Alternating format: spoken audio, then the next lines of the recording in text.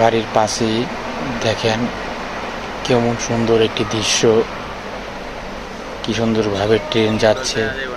দেখেন কিছুক্ষণ আগে যে ট্রেনটি গেল, এই এই যে দেখেন এই মেন রাস্তা দিয়ে ট্রেনটি গেছে। এখানে সাথেই আমি বাড়ি করব, নতুন একটি বাড়ি তুলব। এই রাস্তার সাথেই নতুন বাড়ি করব। কেমন হবে বাড়িটি সবাই আমার মতামত জানাবেন কমেন্ট করে। এটা আমার বাড়ির দৃশ্য।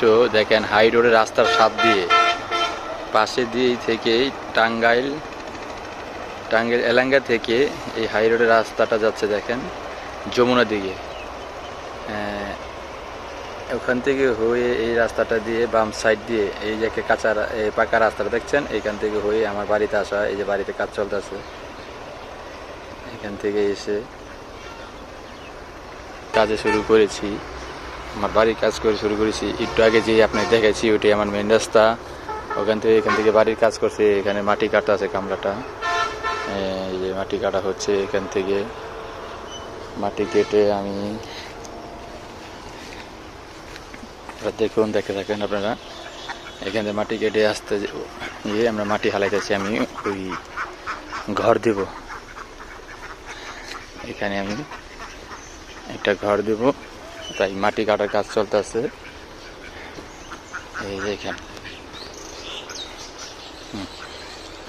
এখানে মাটি পড়তেছে, মাটি হালাইতেছি। এখানে পুরাটা মাটি হালাইতেছি। এই যে এখানে কিছু বাকি আছে, বাকি কাজ করে তারপরে যাব। সুন্দর করে কাজ চলতেছে।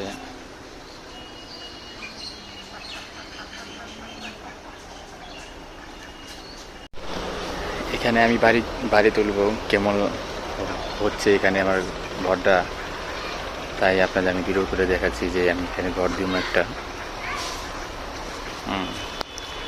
কিছু কিছু বাকি আছে মাটি, তাই মাটির কাজটা খুলেই আমি এখানে একটা ঘর দেবো। 25 হাতের ঘর, বারিন্দাওয়ালা। কেমন হবে এই জায়গায় সবাই আমাকে বলবেন। একদম হাই রোডের সাথে, হাই রোডের রাস্তা, ওই জায়গায় পাকা রাস্তা, মেন রোড, মানে পুরাটা মেন রোডের রাস্তা।